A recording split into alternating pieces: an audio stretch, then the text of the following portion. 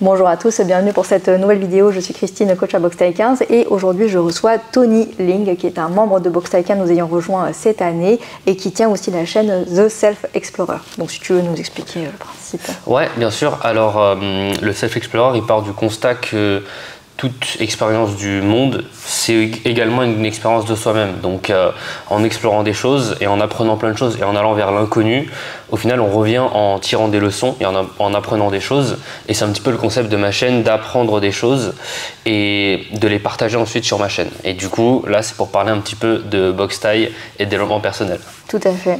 Du coup, je vous encourage fortement à aller checker sa chaîne qui est vraiment très informative et que je trouve plutôt bien dans le monde du développement personnel. On n'entend pas tout le temps les mêmes choses. C'est bien informé avec des belles citations. Donc voilà.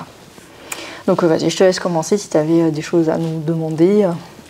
Ouais, alors j'ai commencé la boxe thaï il y a à peu près quelques mois et j'ai fait pas mal de sports différents et première question qui me vient en tête c'est dans plein de sports différents comme la force athlétique ou même la gymnastique, on progresse à travers des figures qu'on débloque ou un palier de poids qu'on atteint.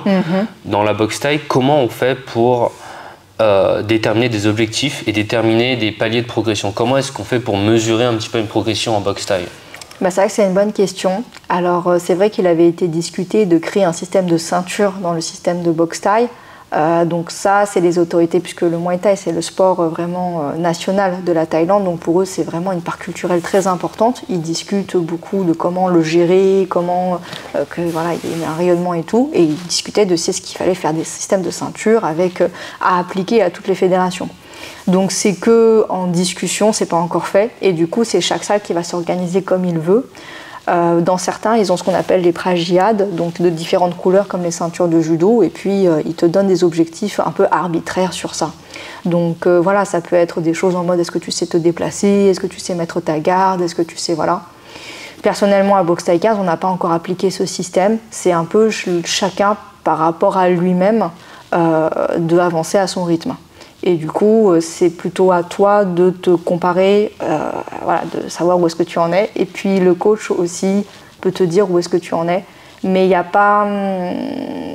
voilà. Après, si tu as une compétition, c'est sûr que du coup, là, tu as un combat qui est prévu, tu sais à quoi t'attendre. Et du coup, là, tu te donnes des objectifs plus clairs. En termes de compétences, mais aussi en termes de conditionnement physique, en termes de mental. Voilà. Et comment est-ce que tu pourrais faire d'autres ? Je pense que c'est surtout chaque élève par rapport à lui-même ce qu'il a envie. Ouais. Ok. En fait, moi, ce que je trouve vraiment intéressant dans la boxe thaï, dans les arts martiaux en généraux, c'est qu'il y a une forme de dépendance qui est très positive avec les autres. C'est que dans plein de sports différents, on peut progresser par soi-même. Dans les sports que je fais, souvent, on peut progresser seul, en travaillant dans sa chambre, dans une salle, tout seul avec ses écouteurs. Mais c'est vrai que dans la boxe thaï et dans les arts martiaux, on progresse avec l'autre.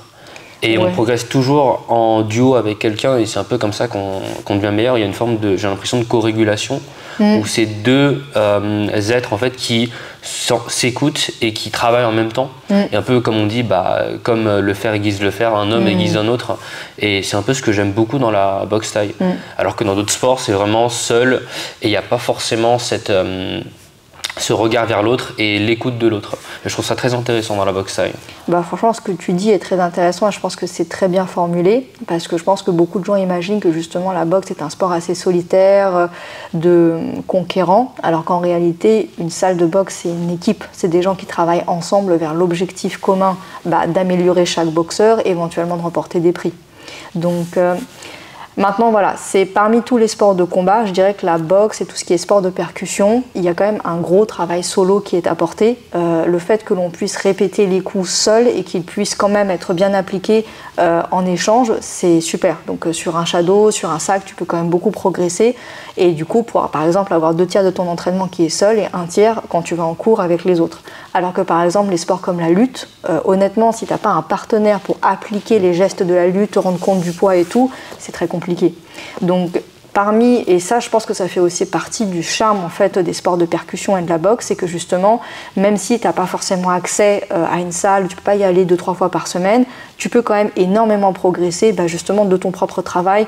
Et c'est là que souvent des gens qui ont l'habitude de travailler seuls, les gens qui sont dans la force athlétique, qui sont dans la muscu, tout ça, ils progressent plus parce qu'ils ont l'habitude de faire leurs reps de leur côté et ensuite de venir les appliquer avec les autres.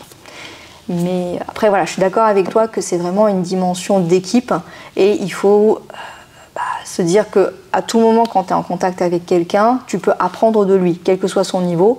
Et il y a toujours quelque chose à bosser, quelle que soit la circonstance. Par exemple, si malheureusement il est moins fort physiquement que toi, ou au contraire plus fort, si il sait mieux mettre des kicks et toi pas, voilà, il y a toujours quelque chose et c'est vraiment une dimension d'adaptation. Donc il faut savoir être un bon boxeur, mais il faut savoir être un bon partenaire d'entraînement et il faut savoir être un membre de ta communauté de boxe pour pouvoir bien progresser. Et ça, c'est des compétences qui vont au-delà de la technique, c'est des compétences sociales, c'est des compétences, voilà. Ouais, c'est des compétences humaines, quoi. Et ça qui est intéressant, c'est que dans la boxe thaï, au final, on n'apprend pas seulement des compétences de combat, mais également des compétences d'écoute et aussi de respect de l'autre. Et simplement, comme je disais, de co-régulation et de comprendre l'autre et de s'adapter à ses mouvements et s'adapter à son niveau. Je trouve ça très intéressant et c'est vrai que pour quelqu'un qui va souvent faire du sport en solo, c'est vraiment un nouveau pan, on va dire, du sport qui s'ouvre, qui est le sport en équipe. Pas forcément comme le foot, mais le sport en duo. Je trouve que c'est très intéressant vu que ça t'ouvre vraiment sur une écoute. Est-ce que tu penses que tu peux progresser seulement en travaillant seul dans la boxe thaï, ou bien il faut forcément faire des sparring? Il faut forcément qu'il y ait les deux. Alors après, tu peux progresser dans le geste, ça veut dire un peu comme des katas, ils seront plus propres. Mais mise en application en opposition, dans les règles du Muay Thai, est-ce que tu vas arriver à les mettre? Probablement pas tant que ça. Donc non, je pense que c'est vraiment un équilibre à trouver entre le travail solo et le travail en partenaire. Et ça dépend de tes circonstances. Il y a des gens qui peuvent se rendre à la salle tous les jours et grand bien leur fasse. Mais en réalité, même comme ça, je dirais que il faut un équilibre. Parce que tu ne peux pas tout le temps être en drill. Je pense qu'il faut trouver un équilibre entre le fait de travailler tout seul et savoir se refléter sur ce que tu fais et le travail avec les autres en partenaire drill et puis même en sparring. Et puis même les sparring, il y a plein de possibilités. Tu as des sparring à thème, tu as des sparring libres, tu as des sparring à différents niveaux. Et c'est ultra important de bien réguler la difficulté pour toujours qu'il y ait un apprentissage. Ok, intéressant. Mais ouais, c'est vrai que de toute façon, en tout cas dans l'esprit et dans l'imaginaire collectif, c'est vrai qu'on pense beaucoup, la boxe est un sport violent, ça c'est certain, on est dans l'opposition et tout, mais c'est vrai que je pense que dans la vie de tous les jours avec les gens, ce que tu attends d'eux, c'est qu'ils puissent t'épargner si tu es dans une position de faiblesse, mais qu'ils vont aussi te résister si jamais tu as envie de leur faire du mal. Et en fait, c'est un peu cette tension qu'il y a entre le fait que personne ne veut être ni l'oppressé ni l'oppresseur dans la vie. Et je pense que quand tu es en sparring, quand tu es en boxe, t'apprends à épargner les gens et pas à leur faire trop mal quand ils sont en position de faiblesse, donc à te contrôler et tout, et t'apprends aussi à leur résister quand ils font n'importe quoi et qu'ils perdent le contrôle, tu vois. Et grâce à cet équilibre des forces, en fait, on est beaucoup mieux dans la relation. Moi, je trouve que c'est ça un peu le truc, tu vois. En fait, moi, c'est ce que je trouve très intéressant en fait dans les sports de combat, c'est pas de valoriser ou de fantasmer la violence, pas du tout, mais plutôt de se dire que en soi, on peut pas être gentil si on est incapable de violence. Parce que si on est incapable de violence, on est gentil par défaut et pas par choix. Et au final, pour prouver un peu sa gentillesse et sa valeur morale, c'est parce que justement on est capable de violence mais qu'on ne le fait pas. Et de l'autre manière, si on ne peut pas exercer de violence parce qu'on ne peut pas le faire, au final, on va être gentil parce que c'est le seul choix possible. Donc au final, je trouve que pour prouver réellement sa gentillesse et sa valeur morale, c'est parce qu'on est capable de violence mais qu'on ne le fait pas. Franchement, ça c'était un truc que tu avais dit dans une de tes vidéos et je trouve que c'est ultra juste parce que c'est ça, c'est que je pense qu'il y a beaucoup de gens qui vont jamais explorer la violence dont ils sont capables et qui du coup va la laisser s'exprimer d'une façon incontrôlée dans des moments de pression. C'est-à-dire que par exemple, dès que tu as un petit peu de pouvoir parce que tu as eu une promotion, dès que tu as l'ascendant sur quelqu'un, en fait si tu n'as pas appris à contrôler ta puissance, ta force, tu peux la laisser s'exprimer d'une façon qui peut être ultra nuisible aux autres, quoi. Et je pense que c'est pourquoi c'est ultra important d'avoir des sports, mais surtout des sports d'opposition où tu es vraiment en contact avec les autres et que vraiment, il y a l'échange corporel, l'échange de volonté et tout, parce que tu te familiarises avec ce que tu es capable de faire à quelqu'un et du coup, même dans des situations de grande pression, des situations de grande détresse, où vraiment tu as peur et tout, tu vas pas faire trop de mal aux gens. Et ça, je pense, c'est ultra... En tout cas, moi, c'est vraiment l'une des raisons pour lesquelles je trouve les sports de combat, c'est super et c'est différent de tous les autres sports, quoi.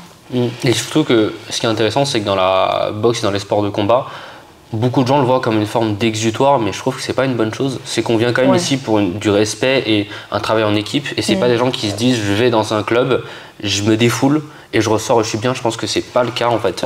On vient justement pour canaliser cette agression qu'on a tous en nous et pas vraiment pour la sortir et la défouler sur les gens, quoi. Bah, en fait, c'est ça. C'est que déjà, je pense qu'il y a beaucoup de gens qui ont du mal à admettre qu'ils ont cette agression en eux. C'est-à-dire qu'il y a un tabou. De toute façon, dans notre société, il y a un gros tabou autour de la violence aujourd'hui. Parce que voilà.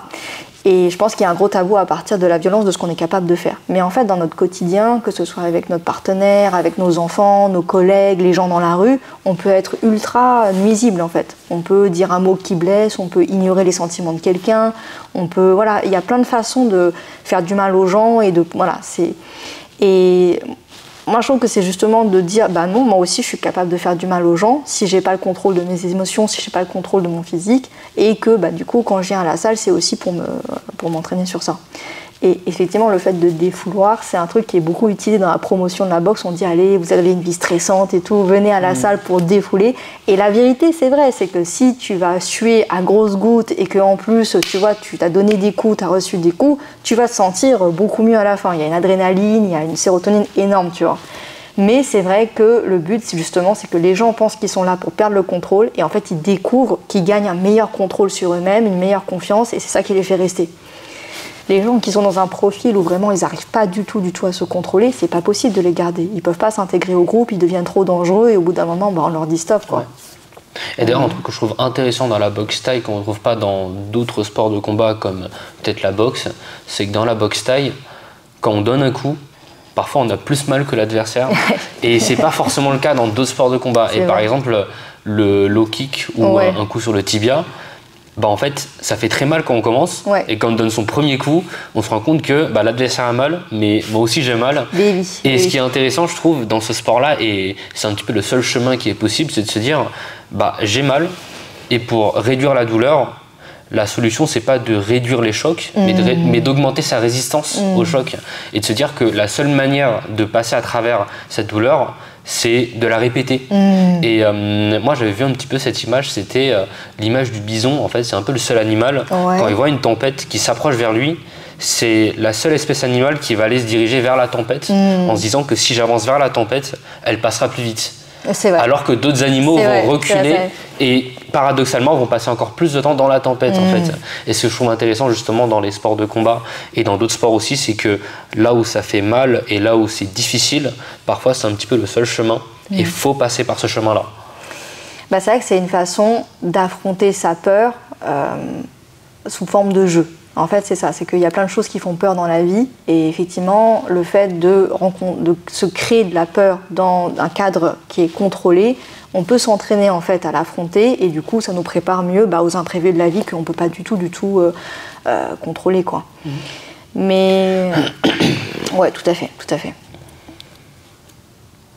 Après, c'est vrai que comment dire, c'est-à-dire que je dirais que l'une des choses, en fait, ce qui est aussi particulier avec la boxe thaï, c'est que c'est vraiment, comme tu dis, c'est de la co-régulation, c'est interpersonnel, c'est entre deux personnes. Et en fait, je pense que l'une des choses qui est le plus terrible, c'est qu'on a beaucoup peur de l'autre, mais on a peur de ce qu'il peut nous faire.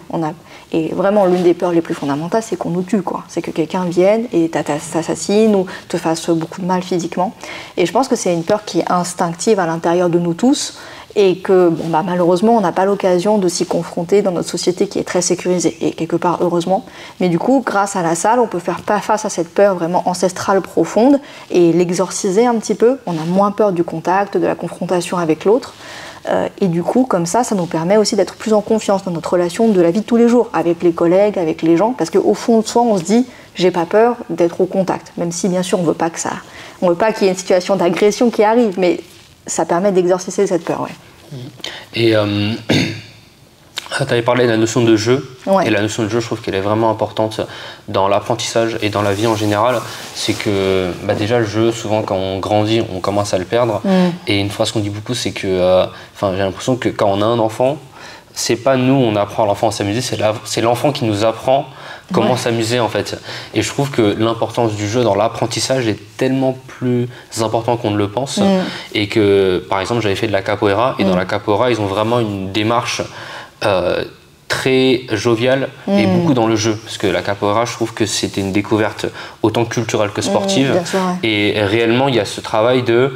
On se met dans un combat, dans la peau d'un personnage. C'est qu'on rentre dans un personnage qu'on n'est pas en soi. Et un peu comme on agit quand on était enfant, on jouait le chevalier, on jouait le prince qui allait sauver je ne sais qui allait tuer le dragon. Et en fait, quand on rentre dans cette démarche de sparring, au final, on rentre dans un personnage et on joue un personnage. Parce qu'on va donner des coups à une personne qui nous doit rien, on n'a pas de problème avec cette personne-là, mais on joue comme si c'était le cas. Et je trouve que le fait de mettre un masque et de jouer un personnage, ça te permet de te mettre dans la peau de quelqu'un et ça apporte vraiment quelque chose de plus, je pense. Bah ouais, je suis tout à fait d'accord avec toi. Franchement, l'exemple de la capoeira est ultra juste parce que, si j'ai bien compris, c'est un sport historiquement qui avait été inventé par les esclaves parce qu'ils faisaient passer pour une danse, mais en fait c'était un sport de combat. Et c'est vrai que quand on les regarde, premièrement, il y a de la musique, c'est très artistique, c'est dans l'expression personnelle et ils sont beaucoup moins dans la recherche du dégât. En tout cas, je pense qu'il y a beaucoup de formes de trucs. Et quelque part, dans tous les sports de combat, il devrait y avoir cette dimension, je pense. Surtout dans la boxe thaï, c'est vrai que, dans la tradition de la boxe thaï, c'est des gens qui font ça pour leur carrière et c'est des gens qui combattent pour vivre parce qu'effectivement c'est leur métier, ils combattent énormément, donc ça peut être une fois par semaine, plusieurs fois par semaine même, et du coup comment survivre en fait à un rythme de travail aussi intense et à ces combats aussi intenses. Il faut que les entraînements soient vivables, donc pour que les entraînements soient vivables, on rigole, la plupart des touches sont relativement légères et on arrive à travailler sans se blesser et sans se contrarier, et ça c'est ultra important pour survivre au rythme du travail et de justement voilà. Et donc nous qui sommes des pratiquants loisirs dans un pays étranger, on choisit d'être ici, en fait il faut essayer de ne pas perdre ça non plus et de se dire si je veux survivre longtemps dans ce sport, il faut que je le fasse en m'amusant, je rigole durant les entraînements, j'ai des bonnes relations avec les gens, je me blesse pas outre mesure parce que ça peut toujours risquer, et grâce à ça je pense que on perdure et en perdurant on progresse plus. C'est ça qui est ultra important. Il y a une forme de détente en plus dans le jeu. C'est que quand on joue et qu'on ne prend pas les choses au sérieux, en fait, on se détend et au final, on s'enlève des barrières mentales qu'on pourrait avoir. Et je trouve ça tellement important, en fait. C'est ça. Dans tellement de milieux, c'est... surtout que le problème, c'est que souvent, la boxe et les sports de combat, les gens, quand même, beaucoup, ont quelque chose à se prouver. Ils veulent se prouver qu'ils sont forts et capables, et par le combat. Et malheureusement, ça crée beaucoup de crispation, et du coup, on a tout le temps envie de gagner à tous les rounds, alors qu'en vrai, c'est pas du tout le but de l'entraînement. Et du coup, justement, de pouvoir se détacher de ça, apprendre à être humble et de dire, ou plutôt de s'accepter et de dire, en fait, moi, je suis moi, j'ai rien à prouver à personne, et quand je viens pratiquer, c'est parce que j'ai choisi de le faire. Et donc, c'est vraiment dans une dimension, c'est gratuit, c'est pour le plaisir, il n'y a pas d'objectif particulier, et à partir de là, c'est sûr que le jeu se détend, et encore une fois, on dure beaucoup plus dans le sport. Et je pense que ça peut nous apporter beaucoup plus que de juste savoir donner des jabs et des tips, tu vois. En fait, il y a un travail sur l'ego et on apprend à accepter qu'on a un ego et aussi apprendre à le mettre de côté parfois pour se dire que pour progresser, parfois j'ai besoin de mettre de côté mon ego. Et je pense que c'est un petit peu pareil quand on découvre d'autres disciplines. Et c'est ça qui est beau, c'est que beaucoup de gens n'osent pas découvrir plein de disciplines parce que justement, ils arriveront dans une salle où ils seront le moins forts. Et c'est justement là où on progresse le plus parce qu'on a tout à apprendre. Par contre, dès qu'on commence à avoir un comportement qui nous ferait gagner, mais sans apprendre quoi que ce soit, c'est là qu'on est un petit peu perdant, je pense. C'est pour ça que c'est d'autant plus difficile pour... je pense que tous les combattants, tous les pratiquants de boxe thaï doivent essayer d'être le plus intelligents possible dans leur développement. Ça veut dire qu'il faut savoir c'est quoi tes forces et savoir c'est quoi tes faiblesses, et il faut vouloir travailler ses faiblesses. Et ça, c'est vraiment, on va dire, un niveau encore au-dessus de pratique, où justement on est délibéré dans notre approche, et ça vient aussi du fait qu'on est capable de contrôler ses émotions. Parce que si vraiment on est à fond, on est investi, on est dépassé par ses émotions, il est impossible de choisir ce que l'on veut travailler. On sera dans le round et on va juste faire ce qui nous est instinctif pour pouvoir s'en sortir. Mais au contraire, si on arrive à bien mettre ses émotions de côté et à identifier, ce round, je voulais travailler ça, je travaille ça et je vais au bout. Ça, c'est ultra important, Mais contrôler ses émotions, être délibéré dans sa pratique, c'est comme ça qu'on arrive... Surtout qu'on va tout le temps tomber sur plus fort que soi. Même si t'es grand, t'es fort, t'es technique, tu vas toujours tomber sur plus fort que toi, surtout si tu travailles à fond et tu cherches la difficulté. Et dans ces cas-là, juste y aller à fond ne va pas suffire. Il faudra commencer à être stratégique et avoir la force de faire face à ses faiblesses. En fait, c'est un peu ça la face cachée, je crois, du travail en duo, du travail en équipe. C'est que d'un côté, il y a cette forme de co-régulation, mais de l'autre, il y a l'ego qui sera forcément présent. Et qui sera un peu exagéré par l'autre, en fait, par le comportement de l'autre. Alors que c'est vrai que dans un travail solo, on aura peut-être moins ce travail d'ego, mais en même temps, on aura moins cette entraide et cette co-régulation qu'on peut avoir avec les autres. Donc, c'est un peu la face cachée. Donc, il y a toujours du bon et du mauvais dans le travail à plusieurs, quoi. Ouais, et puis c'est pour ça que c'est très complémentaire et je trouve que c'est très intéressant que tu pratiques différents types d'activités physiques et parce que justement, tout est complémentaire et tout s'enrichit. En tout cas, je trouve que la boxe en elle-même et le fait que ce soit justement un sport interindividuel, qu'il y ait cette dimension de violence, de contact et tout, c'est l'un des trucs qui, je trouve, se transfère le mieux à la relation dans la vie de tous les jours et à la confiance que l'on a avec les gens. Et après, voilà, c'est chacun son activité principale, mais après, quand tu fais de la force athlétique, ça enrichit ton Muay Thai. Quand tu fais ton Muay Thai, ça enrichit ta force athlétique. Donc, cette ouverture d'esprit, Et ce qui est beau, justement, c'est quand on teste plein de sports, on se rend compte vraiment peut-être d'une leçon universelle qu'on a dans chaque sport. Ce qui est intéressant, c'est ça, c'est de se dire que dans l'activité sportive qui est par exemple la musculation, qui est différente de la force athlétique, c'est que ça nous apprend des leçons qui sont importantes, qui est que en fait, si on s'entraîne aujourd'hui et qu'on se prive de choses aujourd'hui, on aura plus demain. De la même manière, ça nous apprend aussi dans le bodybuilding, par exemple, la perfection du corps. Il y a une forme de sculpture et de ce détail, de se dire que le perfectionnisme, c'est une bonne chose au final, parce qu'on veut un but qui est plus grand que nous. Dans la slackline, par exemple, qui est le fait de tenir en équilibre sur une corde, il y a vraiment ce travail sur l'instant présent, qu'on trouve aussi dans la boxe taille, mais surtout dans la slackline, qui est que, au final, le pas que tu viens de faire, il importe peu. Le pas que tu vas faire, il n'importe pas non plus. C'est le pas que tu es en train de faire qui compte.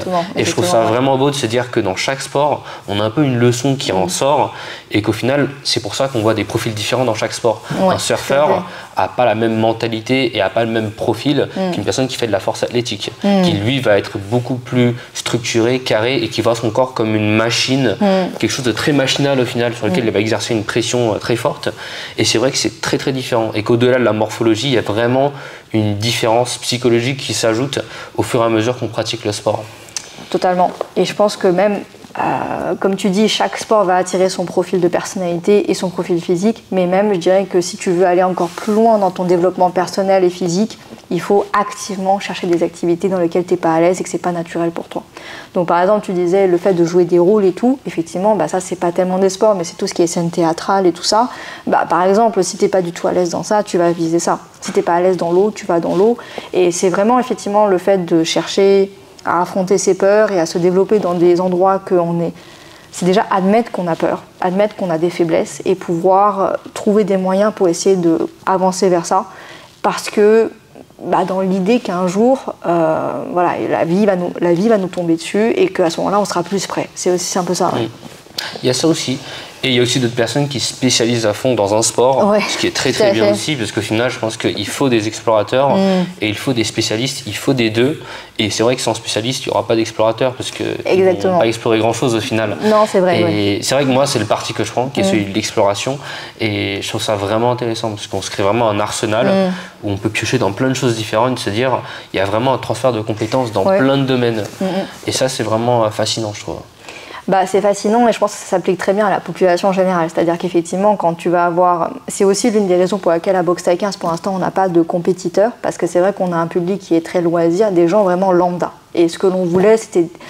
Enfin, je pense que ce que beaucoup de salles veulent, c'est que justement, des gens lambda, on leur montre qu'ils peuvent boxer, ils prennent du plaisir par la boxe et ils développent une compétence interne, une confiance interne pour pouvoir... Et effectivement, je me dis... c'est pas seulement la boxe que tu essaies de leur transmettre. Tu essaies de leur transmettre le fait de justement bien manger, avoir une bonne santé, avoir une bonne vision d'eux-mêmes. Et justement, de leur recommander de faire d'autres sports, c'est une super bonne idée, tu vois. Et pas juste les cantonner à un truc. Tu leur dis non, mais allez, vas-y, va nager, va courir, va faire du foot. Tout ça, c'est très très bien et ça s'applique très bien à une population de loisirs qui ne va jamais se surspécialiser, mais qui a certainement besoin de toutes les vertus que tous les sports ont leur apporté, tu vois. C'est vrai que la boxe thaï, c'est quand même un sport qui reste assez polyvalent. Quand on voit des entraînements de boxe thaï ou même de gens qui font des sports de combat, ils vont aller courir. Ils vont également soulever lourd, ils vont également faire du travail spécifique d'isolation, ils vont travailler leur endurance, leur souffle, leur équilibre, plein de choses. Et que dans d'autres sports qui sont hyper spécialisés comme la force athlétique, où on travaille qu'une seule chose, c'est la force. Et c'est vrai que c'est assez spécial de rentrer plus ou moins dans certains domaines, de tester un sport très polyvalent, de tester un sport très spécialisé. Et je pense qu'il faut des deux. Et il faut aussi des formes d'extrême, je pense. Et c'est ça qui est intéressant. Et puis tu peux avoir des étapes dans ta vie, c'est ça. C'est que de toute façon, qui ne tente rien n'a rien. Donc parfois, il faut tenter de se donner corps et âme à un truc. Et après, de toute façon, il sera toujours temps de changer, de tourner vers un autre chapitre. Mais effectivement... plutôt que, parce que je pense qu'il y a beaucoup de gens qui, parce qu'ils ne savent pas par où commencer ou parce qu'il y a trop de possibilités, ils ne veulent pas commencer en sport. Au contraire, trouvez un truc, même si vous ne savez pas si ça vous plaît ou ça ne vous plaît pas, persistez, faites-le à fond et tout, et voyez, grâce aux compétences, l'expérience et la connaissance de vous que ça va développer, vous saurez ce que vous avez envie de faire après, et puis vous allez vous orienter vers le sport ou le truc qui vous plaît, quoi. Moi, je dirais, pour donner un conseil sur les gens qui ne savent pas par où commencer, je pense que l'entrée du donjon, c'est quand on retourne dans son enfance et qu'on se dit j'avais peur de quoi quand j'étais petit. Et je pense que c'est comme ça qu'on devrait commencer, c'est de se dire que quand j'étais petit, j'avais peur de l'eau. Je pense qu'il faudrait commencer par ça. Et je pense que c'est ça le plus intéressant, c'est de se dire une fois qu'on grandit et qu'on a un peu peut-être plus de moyens, plus de ressources et une meilleure confiance, peut-être que le départ en fait c'est vraiment là où on avait peur au début.